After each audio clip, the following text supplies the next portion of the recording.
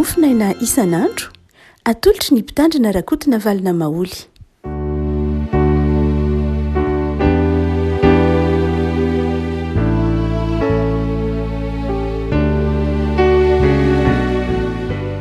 Mpivalina revana no iara-panantsika tratra ity zoma fa 3 ny volana novambra ity. Ny mofinaina voalahatra ao antsika dia ny boky ny Malaky mpaminany. Malaky toko 3 andiny voalohany ka hatramin'ny andiny 4.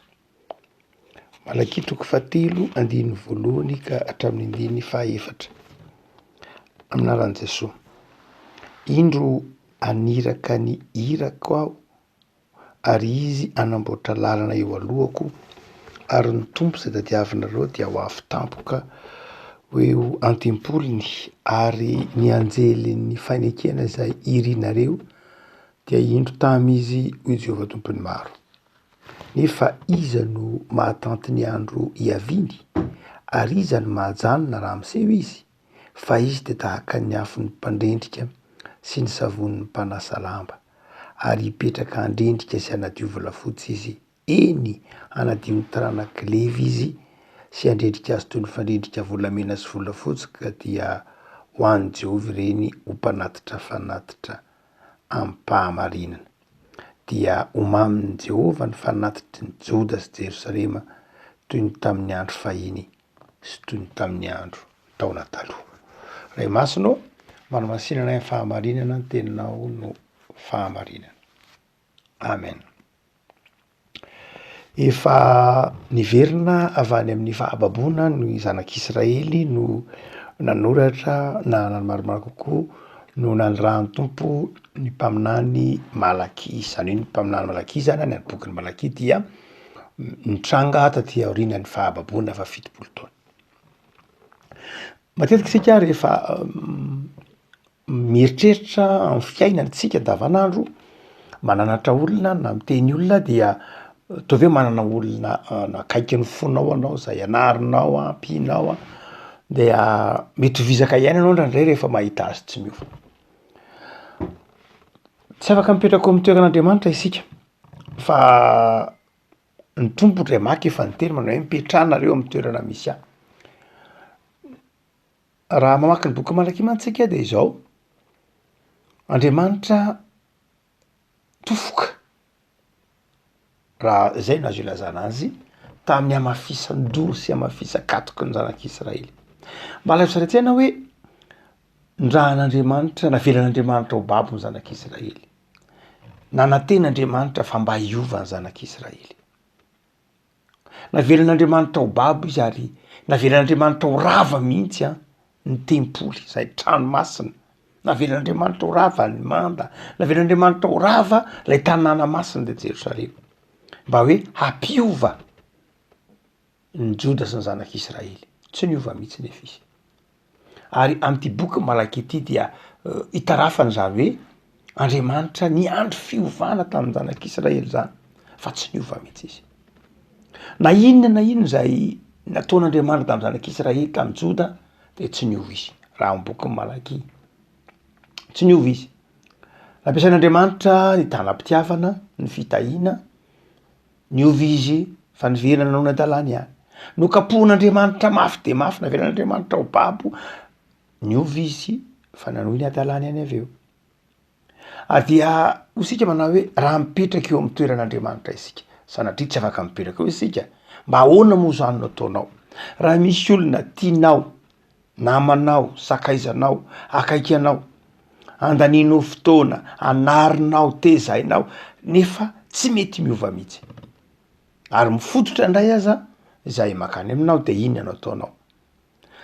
Andriamanitra nefa rehefa koa malala fitiavana.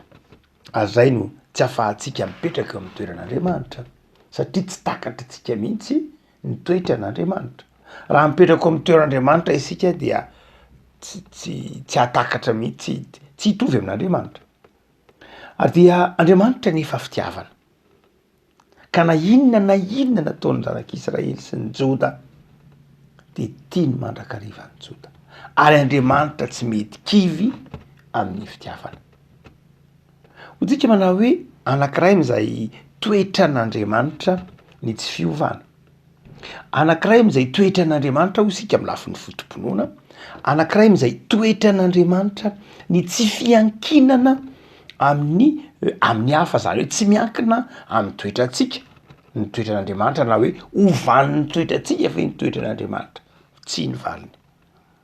Raha ohatra ve ka tsy tian'andriamanitra isika de miova andriamanitra tsy ny valiny. Andriamanitra zany mahaleo tena, isika tsy mahaleo tena, izay mahatonga atsika mety miova. Isika tsy mahaleo tena, isika tsy misy ho azy, fa tsy mahaleo tena isika mifampiankina itsika nisy pahary, de mifampiankina am'izay manodidina atsika isika de miova isika, andairana fotoana isika, zay mahatonga atsika tsy manam-paharetana amin'ny namantsika. Fa Andriamanitra ivelan'izay rehetra zay. Andriamanitra tsy miova na inona fiovana. Ary marina loatra miteny ny tompona hoe fomaraina koa de mahita nareo manota de malahelo atezitra sy ny sisa rehetra. Mety ho hitatsika zany vombolana zany satria misy fotoana ao amin'ny testamenta taloha ny antsoina hoe anthropomorphisme, zany hoe indraindray Andriamanitra dia mena endrika olombelona mba hatakaratsika ny momba an'Andriamanitra. De omentsika endrika, omen'ny testamenta taloha endrika olombelona fotsiny Andriamanitra, hatakaratsika azy hoe mety tezitra, mety malahelo, mety manenina, omenany zany endrika zany fotsiny Andriamanitra mba hatakaratsika azy, satria tsika tsy afaka anatona an'Andriamanitra, fa tsy maintsy Andriamanitra ny nanatona atsika ary zay sary ahafantaratsika atsika no afindratsika eo amin'Andriamanitra mba hatakaratsika azy. Fa raha ny tena marina tsisy ifandraisana amin'ny endrik'Andriamanitra mihitsy ny endrik'olombelona. Noho zany amin'ny lafiny hoe toetra andresantsika io fa tsy lay endrika tsinona hoe ataontsika hoe lay endrika ambaran'ny bokin'ny Genesisy ny hoe mamboatra olona mitovy endrika amintsika. Dia hotsika manao hoe Andriamanitra amin'ity bokin'ny Malaki ity dia nahoana toetrantsika olombelona de tiantsika mandrakariva izy. Ary eto amin'ity bokin'ny Malaki ity de inona ary ny vahoarana nataon'Andriamanitra? Niodina indray ny zanak'Israely, ary tsy nataony zanak'Israely, tsy nataony Joda indray ny tokony atao rehetra, tsy noajainy ny fiainam-pianakaviany sy ny tokantrano, tsy nataony ny adidina ny asa tokony asan'Andriamanitra tokony nataony, ny fanompoana, ny adidy eo amin'ny tempoly, ny fahafolo-karena, tsisy nataony reny rehetra reny. Dia ao anatin'izany inona nataon'Andriamanitra? Hoy ny tompo manao hoe ho avy aho, haniraka, iraka. Ary le mpivaofy ny testamenta taloha dia manondro iny iraka izay amparandrahan'Andriamanitra eto maminany an'i Jaona Mpanao Batisa, ity faminaniana momba an'i Jaona Mpanao Batisa aza adinodina fa i Jaona Mpanao Batisa de mbola olon'ny testamenta taloha fa tsy olon'ny testamenta vaovao akory, fa ny eo amin'i Jesosy manomboka ny testamenta vaovao. Fa Jaona Mpanao Batisa mbola eo alohan-kelin'i Jesosy, ka na de aty amin'ny testamenta vaovao ary antantalan'i Jaona Mpanao Batisa dia mbola azo lazaina olon'ny testamenta taloha izy. De ity faminaniana Malaki ity zany dia mandrakariva tondron'ny olona hoy Jaona Mpanao Batisa le teny hoe indro aniraka ny irako aho Jehova, zany hoe Jaona Mpanao Batisa io. Ry havako, Andriamanitra maniraka olona. Ndraindray tsika rehefa tenenin'ny olona, rehefa anarina tena indray lay olona miteny atsika indray no hidivantsika, na alatsika na tsy tiatsika, rehefa manarana atsika tena indray lay olona indray tena atsika hoe ary ianao mba mahoana, ary za koa teneninao ary ianao mba ahoana. Ndraindray rehefa anarina ny olona am'izao andro ankehitriny zao dia lay mpananatra azy indray, lay mpiteny azy indray no anehoany hery manao hoe ka zaza tenenina na za atao an'izao fa ary ianao koa raha mba ahoana sy ny sisa rehetra. Fa eto ny avako malala de zao asehon'Andriamanitra fa zanakatiana matoa anarina, ary matoa misy olona irahin'Andriamanitra miteny anao, matoa misy olona irahan'Andriamanitra manafatra aminao, matoa misy toroteny mibitsibitsika eo am-ponao renao de zao mbola tian'Andriamanitra. Fa rehefa mangin'Andriamanitra mafy zay amin'ny olombelona. Fa matoa mbola maheno olona mananatra, olona miteny, mpanompon'Andriamanitra, irahan'Andriamanitra, fiangonana mananatra de zao mbola fitiavan'Andriamanitra zay. Ary zay ny dika tity hoe indro aniraka aniraka ny irako ao o Jehova. Tokony ho fantatry ny mpino zany, tokony ho fantatry zao tontolo zao zany fa Andriamanitra maniraka de mbola miala nenina, de mbola fitiavana ny hevitry ray. Tsy hoe rehefa miteny Andriamanitra mampiteny ny fiangonana na mampitondra hafatra amin'ny fiangonana ho an'ny firenena na ho an'ny fiarahamonina de tratray alan'ny fiarahamonina ny firenena inona ny idiranareo am'zany, inona no ambahanareo am'zany, efa nga zany misy raha mahafatatrareo sy ny sisa rehetra. Tsy ry avako malala fa tena mbola fitiavan'Andriamanitra, mbola tian'Andriamanitra iverina ho aminy. Fa rehefa anginy zay ange Andriamanitra de mangina ampolo taonany ary misy fotoana anjato taonany mihitsy ara ny fanginan'Andriamanitra amin'ny tantarany zanak'Israely. No zany ry avako malala, raha mbola mandre ny feon'ny toritenin'ny fiangonana, maheno ny toritenin'ny ny mpino, mahita ny anadray aman-dreny, mahita ny anatry ny zoky, mahita ny torohevitry reo sakaiza-tiana de zaho misoran'Andriamanitra. Misoran'Andriamanitra fa mbola tia atsika Andriamanitra. Ary izay Andriamanitra tia atsika zay no aseho ny malakim-paminany, tia atsika ao anatin'ny tsy fahatanterahantsika, tia atsika ao anatin'ny toetra zay ny amafisan-dotsika de Andriamanitra mbola miala nenina. Fa zay aseho an'ny tompo amin'ny ty ala nenina nataon'Andriamanitra amin'ny bokin'ny malakim-paminany ity ho atsika dia hoy izy manao hoe ny tanjon'le izy ange de zao hoe fanadiovany. Raha miteny Andriamanitra, raha maniraka olon'Andriamanitra, raha maniraka ny fiangonan'Andriamanitra ho an'ny firenena, raha maniraka ny fiangonana ho an'izao tontolo zao Andriamanitra, ny tanjona de zao hanadio Andriamanitra. Andininy fa roa tahaka ny tahaka ny savon'ny mpanasa lamba, tahaka ny afon'ny mpandendrika ozy. Zay ny andron'i Jehova. Mahamaika an'Andriamanitra de zao ny hanadio atsika. Mafy ny savon'ny mpanasa lamba, mafy ny afon'ny mpandendrika, fa ny tian'Andriamanitra de zao te hanadio izy. Mafy ny fanadiovana, saingy mahatsara zany. Rehavako ao anatin'izao taonjato iainantsika izao, taonjato zay hanalaviran'ny olona tsikelikely an'Andriamanitra, taonjato zay everan'ny olona fa ampy azy ny famirapiratany toe-karenany, ampy azy ny famirapiratany herintsandriny, na mety koa taonjato ny famoizam-po an'ny hafa hoe zany Andriamanitra zany ve misy de afoy de amelany mahantra tahaka zao. Raha misy Andriamanitra nahoana ny mbola manjaka ny ratsy, manjaka ny tsy fahamarinana, manjaka ny kolokolo, manjaka ny nahoana Andriamanitra ny tsy miditra trehitra, tsy miditra tsehatra, tsy miditra tsehatra Andriamanitra, fa ianao no andrasany Andriamanitra hiditra trehatra.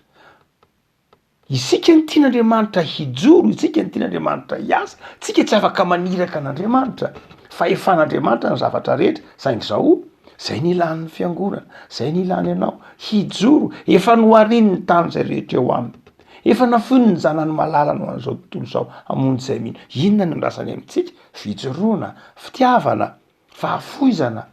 Zany rehefako malala, raha ohatra ka misy zavatra sarotra lalovantsika eto amin'ity tany fandalovany ity de zao mila mandray andraikitra isika, mila mijoro isika, amijoro amin'ny hoe za tompo manaiky ho diovinao, za tompo manaiky ho sasanao. Otsika afaka malala hoe zava-dehibe ny famangin'Andriamanitra. Miatrika ny herinandro vitsivitsika hatrehina ny krismasy atsoatsy, andre mahatonga ty volana novambra ty ho fahatsiarovana ny famangin'ny tompo.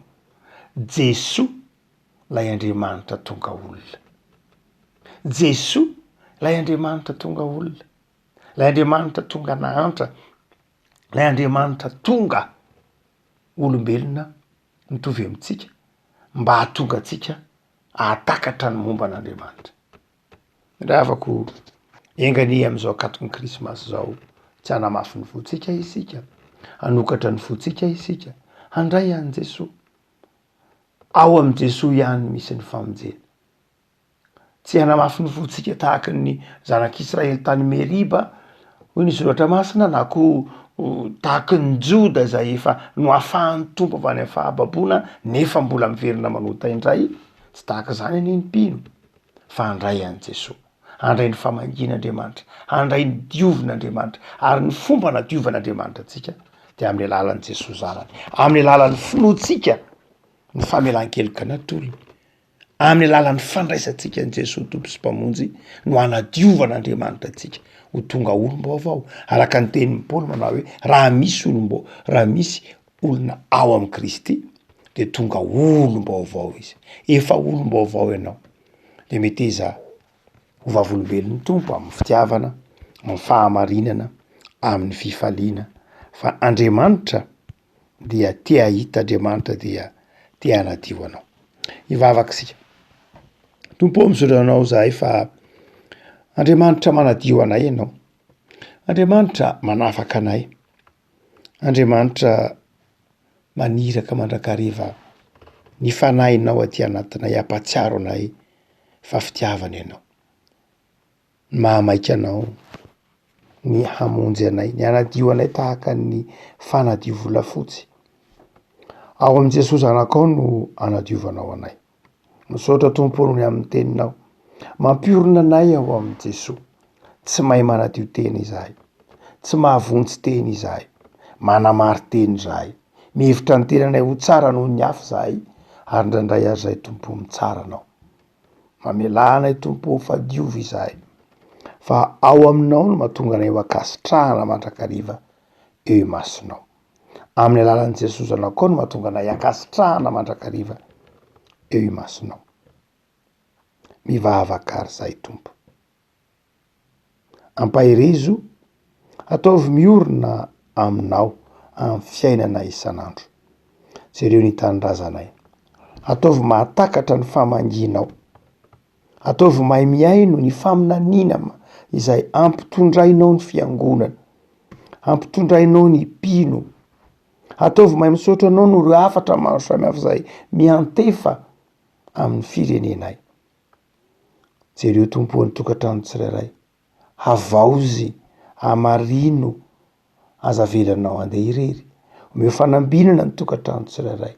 Diovy amin'ny ranao Jesosy mba iorina amin'ny fiainam-pianakaviana, iorina amin'ny fiainam-piangonana, ary ambinina amin'ny fikelezanaina sy hitoetra amin'ny finoana ny tokantrano tsirairay miandry ny fiavianao manokana amin'izao Krismasy taona omenao anay izao. De manjaka mandrakariva tomponay Jesosy ho voninahitra amin'ny fiainana isan'andro. Amen.